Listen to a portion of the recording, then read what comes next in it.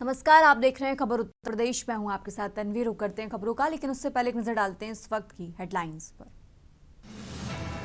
UP विधानमंडल का शीतकालीन सत्र आगामी 19 से 24 दिसंबर तक चलेगा। अनुपूरक बजट पेश कर सकती है सरकार। उत्तर प्रदेश में घुसपैठियों की बनेगी बायोमेट्रिक प्रोफाइल। दोबारा आकर पनाह लेना होगा नामुमकिन। बैठक में हुआ फैसला। उत्तर प्रदेश में अभी चुनाव नहीं, एसआईआर का बढ़े समय। मायावती बोली, बैलेट पेपर से हो मतदान। प्राथमिक शिक्षकों की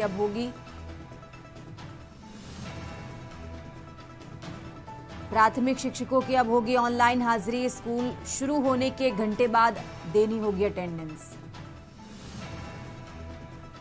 उत्तर प्रदेश में 11 लाख पुराने स्मार्ट मीटर को बदलकर लगेंगे नए स्मार्ट प्रीपेड मीटर। यूपी में गणना फॉर्म जमा करने के लिए सिर्फ 2 दिन शेष। पत्र सबमिट करना बीएलओ की होगी जिम्मेदारी। आप देख रहे हैं के न्यूज, खबरों का सारथी। और अब रुक करते हैं खबरों का और शुरुआत करते हैं लखनऊ की खबर से। लखनऊ से खबर आपको बता रहे हैं, जहां विधानमंडल का शीतकालीन सत्र 19 दिसंबर से शुरू होगा। तो यूपी विधानमंडल का शीतकालीन सत्र 19 दिसंबर से शुरू होगा। लखनऊ से ये बड़ी खबर आपको बता रहे हैं, जहां कैबिनेट बाय सर्कुलेशन ने तारीख को मंजूरी दे दी है। तो राज्यपाल के अनुमोदन के बाद अधिसूचना जारी की जाएगी। कार्यवाही 19 से 24 दिसंबर तक चलने की संभावना जताई जा रही है। तो सरकार 22 दिसंबर को अनुपूरक बजट भी पेश कर सकती है। लखनऊ से ये बड़ी खबर आपको बता रहे हैं, जहां सरकार की तरफ से 22 दिसंबर को अनुपूरक बजट पेश किया जा सकता है। सदन में 10 से ज्यादा विधेयक पटल पर रखे जाएंगे। लखनऊ से ये बड़ी खबर आपको बता रहे हैं, जहां यूपी विधानमंडल का शीतकालीन सत्र 19 दिसंबर से शुरू होगा।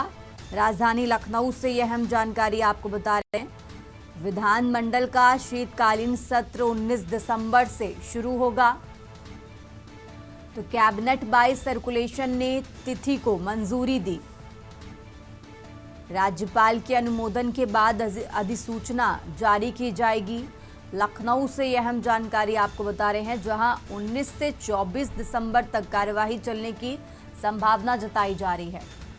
तो 19 तारीख से 24 दिसंबर तक कार्यवाही चलने की संभावना जताई जा रही है। और इसी के साथ आपको बता दें, सदन में 10 से ज्यादा विधेयक पटल पर रखे जाएंगे।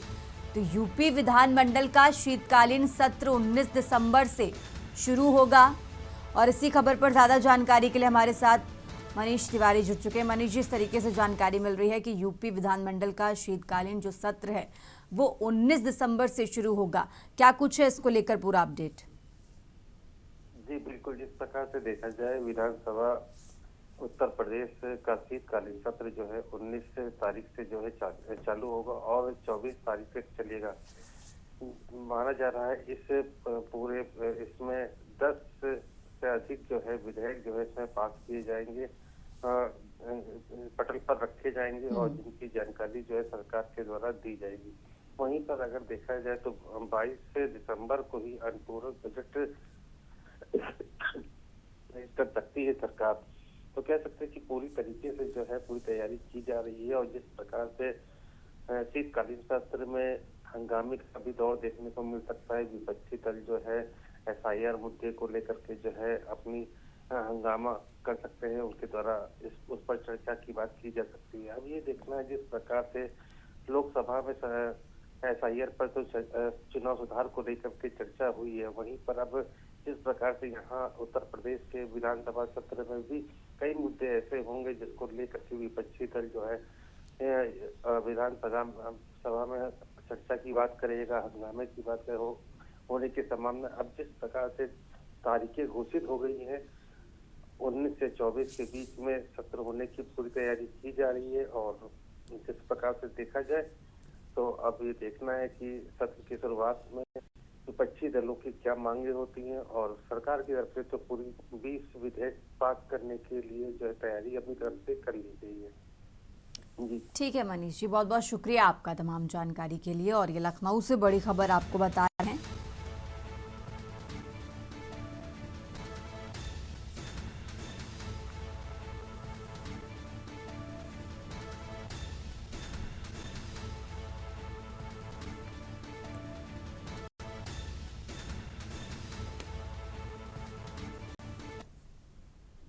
और अब खबर बहराइच से है, जहां बीते साल महाराजगंज में हुई हिंसा का मामला।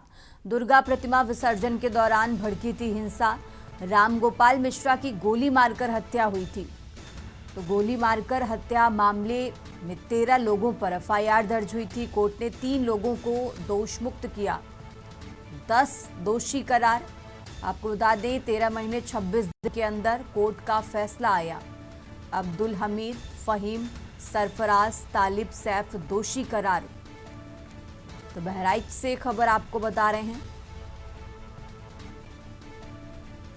तो अब 11 दिसंबर को सुनाई जाएगी अभियुक्तों को सजा। बहराइच हरदी थाना क्षेत्र के महाराजगंज में ये हिंसा हुई।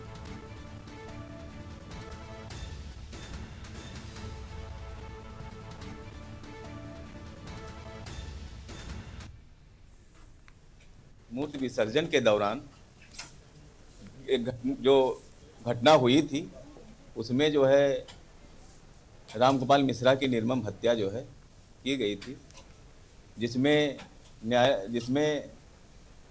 विवेचना के उपरांत 13 लोगों को जो है नामित किया गया था और करीब 13 महीने और 26 दिन के अंदर जो है ये ट्रायल कंक्लूड किया गया और आज दिनांक को जो है उसमें 10 लोगों को दोषी सिद्ध किया गया, 3 लोगों को दोष मुक्त किया गया।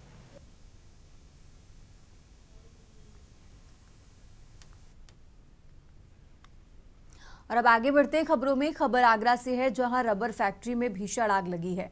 फायर ब्रिगेड को सूचना दी गई है। मौके पर पहुंची फायर ब्रिगेड की गाड़ी और कड़ी मशक्कत के बाद आग पर काबू पाया है। थाना हरिपर्वत मदिया मंडी के पास ये आग लगी है। आगरा से खबर आपको बता रहे हैं, जहां मौके पर पहुंची फायर ब्रिगेड की गाड़ी।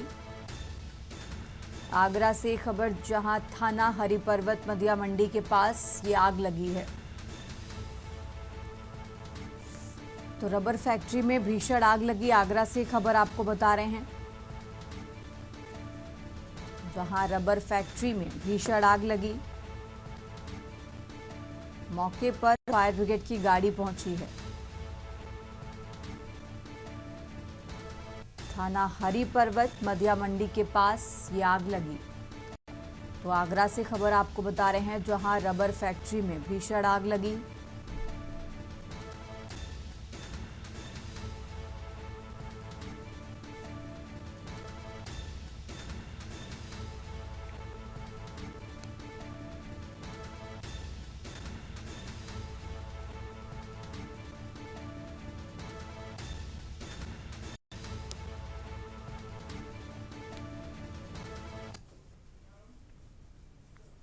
और अब बात कर रहे हैं हमीरपुर की, जहां तेज रफ्तार टैंकर ने ई रिक्शे में टक्कर मारी है।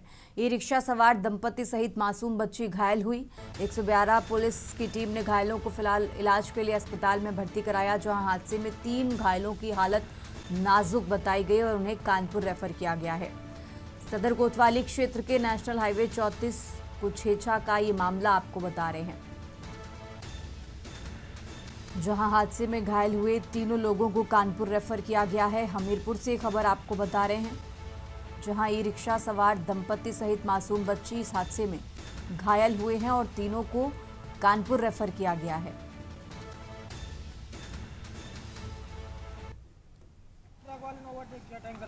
कौन सा ट्रक था? कितने समय घटना हुई है?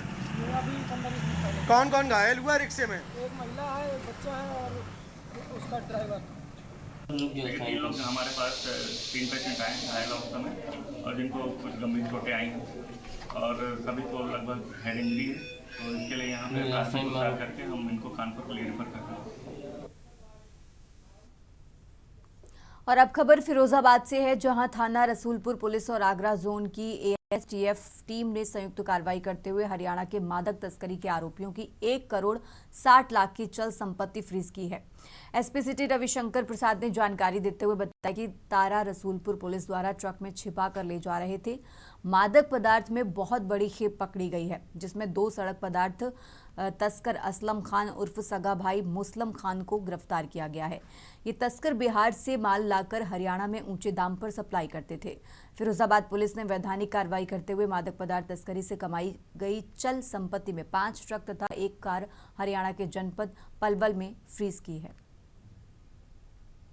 डीजीपी महोदय उत्तर प्रदेश द्वारा अपराधियों के विरुद्ध कार्रवाई हेतु निर्देश दिए गए हैं। इसी निर्देश के क्रम में 1/8/2025 को एएनटीएफ टीम आगरा और रसूलपुर पुलिस द्वारा संयुक्त रूप से कार्रवाई करते हुए मादक पदार्थ की तस्करी करने वाले 2 अभियुक्त मुस्लिम खान दूसरा असलम खान जो पलवल हरियाणा के रहने वाले हैं, इनको गिरफ्तार किया गया था और इनके पास से 1 कुंटल 20 केजी डोडा मादक पदार्थ बरामद हुआ था।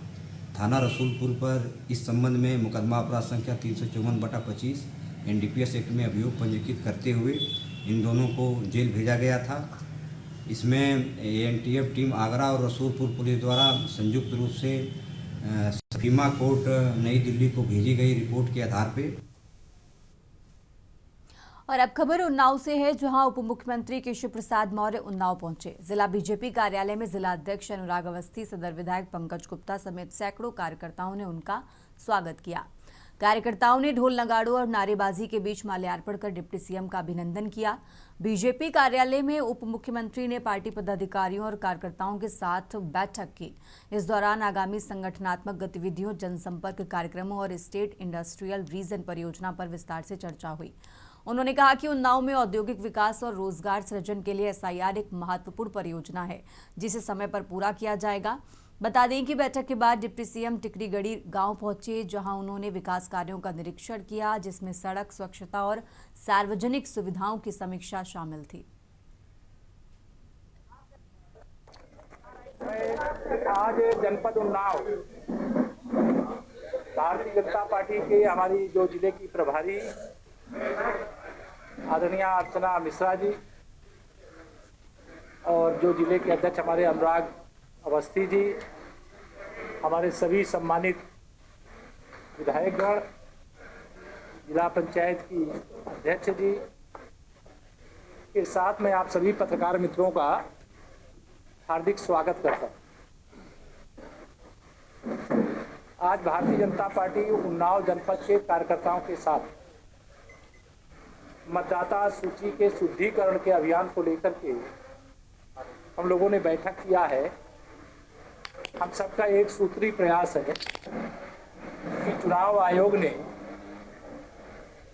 जो एक संवैधानिक संस्था है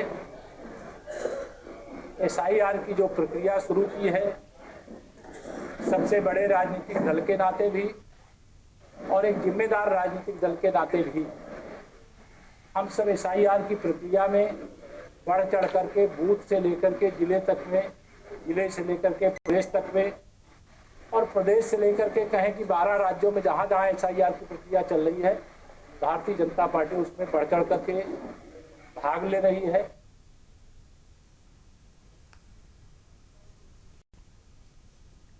उत्तर प्रदेश पुलिस मुख्यालय से अपर पुलिस अधीक्षक स्तर पर प्रशासनिक बदलाव से जुड़ा आदेश जारी किया गया है। यह आदेश पुलिस मुख्यालय गोमती नगर विस्तार लखनऊ से जारी हुआ है और इसे तत्काल प्रभाव से लागू करने के निर्देश दिए गए हैं। इस आदेश के तहत 2 वरिष्ठ पुलिस अधिकारियों की तैनाती में परिवर्तन किया गया है और जारी आदेश के अनुसार रूपेश सिंह को नई जिम्मेदारी भी सौंपी गई है। अब वो अपर पुलिस उपायुक्त लखनऊ के पद पर तैनात रहेंगे। इससे पहले रूपेश सिंह अपर पुलिस अधीक्षक मुख्यमंत्री सुरक्षा लखनऊ में तैनात थे।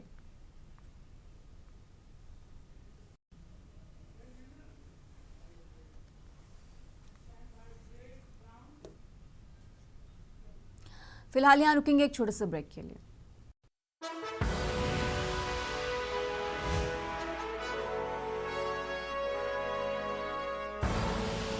आप देख रहे हैं के न्यूज खबरों का। ब्रेक से वापस आ चुके हैं, रुक करते हैं खबरों का। खबर लखनऊ से है, जहां बीएसपी सुप्रीमो मायावती ने संसद में चल रही चुनाव सुधार चर्चा पर 3 बड़े सुझाव दिए हैं। उन्होंने कहा कि एसआईआर प्रक्रिया की समय सीमा बेहद कम है, जिससे बीएलओ पर भारी दबाव बन रहा है और जल्दबाजी में उत्तर प्रदेश जैसे बड़े राज्यों में वैध मतदाताओं के नाम कटने का भी खतरा है। मायावती ने एसआईआर पूरा करने की समय सीमा बढ़ाने की मांग की है। उन्होंने ये भी कहा कि आपराधिक पृष्ठभूमि वाले उम्मीदवारों का पूरा ब्यौरा छिपाने की जिम्मेदारी पार्टी पर नहीं बल्कि उम्मीदवार पर होनी चाहिए और अगर तथ्य छुपाया जाए तो कानूनी जिम्मेदारी भी उसी की हो। इसके साथ ही मायावती ने ईवीएम पर उठती शिकायतों का हवाला देते हुए बैलेट पेपर की वापसी या कम से कम हर बूथ पर वीवीपैट पर्चियों की 100% गिनती की मांग की है।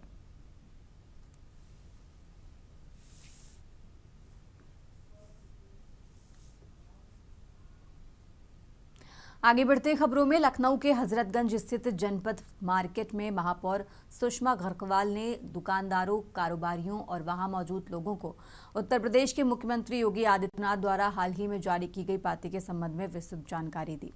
महापौर ने उपस्थित लोगों को बताया कि मुख्यमंत्री की पाती प्रदेश की सुरक्षा, सामाजिक संतुलन और नागरिक जिम्मेदारी को लेकर बेहद महत्वपूर्ण संदेश देती है।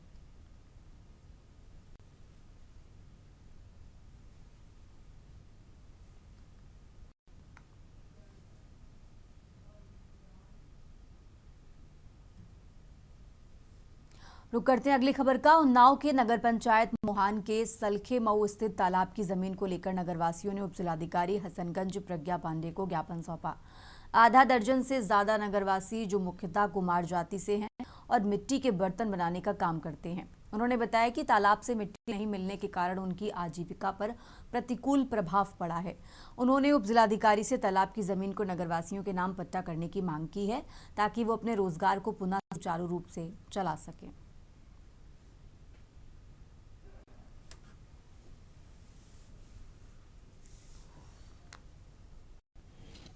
ये मोहान नगर पंचायत मोहान वाले निवासी हम लोग हैं। मिट्टी के हम लोग बहुत परेशान मिट्टी के लिए तालाब में हमारा पट्टा कराया जाए, इसलिए हमने एप्लीकेशन यहाँ दिया है। वो 10 महीने से बैठे 70-80 परिवार मेरा है, उसी लिए भूखे प्यासे से हम लोगों की खेती जमीन है नहीं, वही मेरा कारोबार है।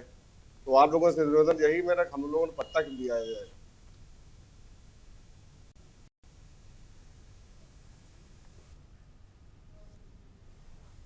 और अब खबर संभल से है, जहां जनपद संभल के प्रभारी मंत्री एवं राज्य मंत्री होमगार्ड्स एवं नागरिक सुरक्षा उत्तर प्रदेश धर्मवीर प्रजापति का संभल भ्रमण कार्यक्रम प्रस्तावित है।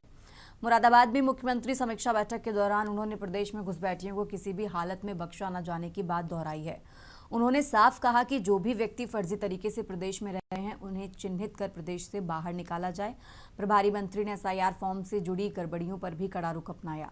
उन्होंने बताया कि रामपुर में एक महिला द्वारा फर्जी तरीके से फॉर्म भरा गया था, जबकि उसके परिजन विदेश में नौकरी कर रहे थे। इस मामले में संबंधित महिला पर एफआईआर दर्ज की गई है और साथ ही उन्होंने चेतावनी दी है कि संभल में ऐसा एक मामला सामने आया तो दोषियों के खिलाफ कठोर कार्रवाई की जाएगी।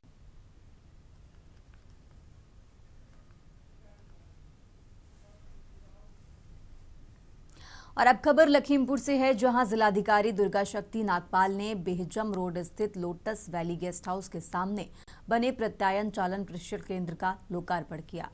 आयोजित कार्यक्रम में उन्होंने केंद्र की आधुनिक प्रशिक्षण सुविधाओं का निरीक्षण करते हुए इसे सड़क सुरक्षा के लिए महत्वपूर्ण बताया। कार्यक्रम में एडीएम अभिषेक कुमार, नरेंद्र बहादुर सिंह, एआरटीओ शांति भूषण पांडे और संस्थापक कौशल कुमार वर्मा सहित अधिकारी मौजूद रहे।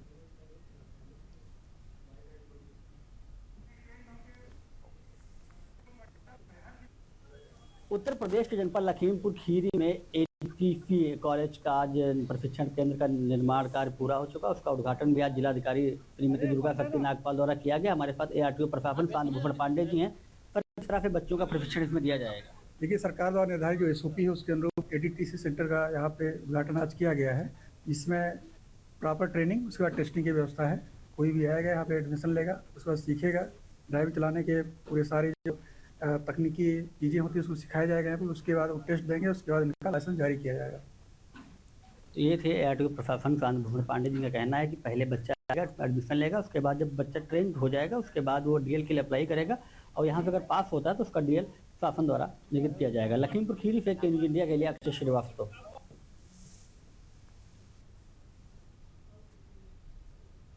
और अब खबर कानपुर से है, जहां कानपुर नगर में बाइक लिफ्टिंग की बढ़ती घटनाओं के बीच थाना सचिंडी पुलिस को बड़ी सफलता मिली है। पुलिस ने एक शातिर बाइक चोर को गिरफ्तार कर उसके कब्जे से 8 बाइक, 1 स्कूटी और 1 एक्टिवा बरामद की है। आरोपी लंबे समय से शहर के कई थाना क्षेत्रों में चोरी की वारदातों को अंजाम दे रहा था।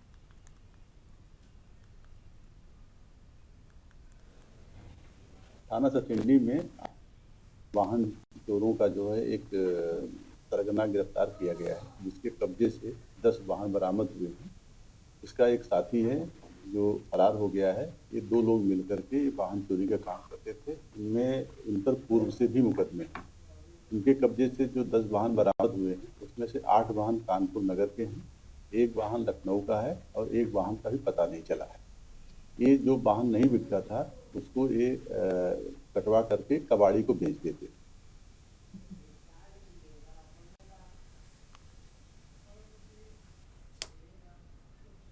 और अब खबर घाटमपुर से है, जहां घाटमपुर तहसील के ग्राम पंचायत परास के मजरे शीतलपुर में बन रहे शमशान घाट को लेकर ग्रामीणों में नाराजगी देखने को मिली।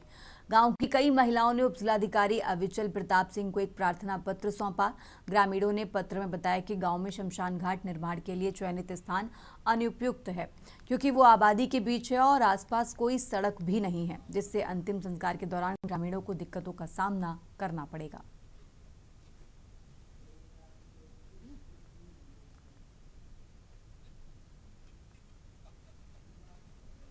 हम इसलिए आए, शीतलपुर है, वहाँ पर शमशान घाट बनाया जा रहा है। हमारा कहने का मतलब है कि हमारे गांव में ये शमशान न बने, और जैसे पानी है, सड़क है, गांव की नलियाँ है, ये बनवानी चाहिए, जिससे हम लोगों को सुविधा होनी चाहिए।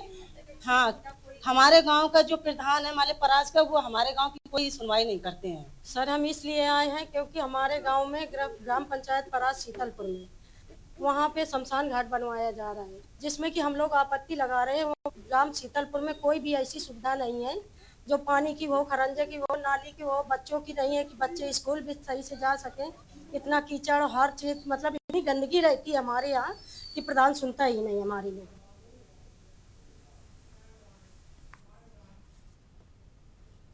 उत्तर प्रदेशी खबरों में फिलहाल इतना ही। आप देखते रहिए के न्यूज इंडिया। गोल्डी मसाले लाए हैं फ्रेश लॉक टेक्नोलॉजी, जो रखे मसालों को हर समय फ्रेश। गोल्डी मसाले।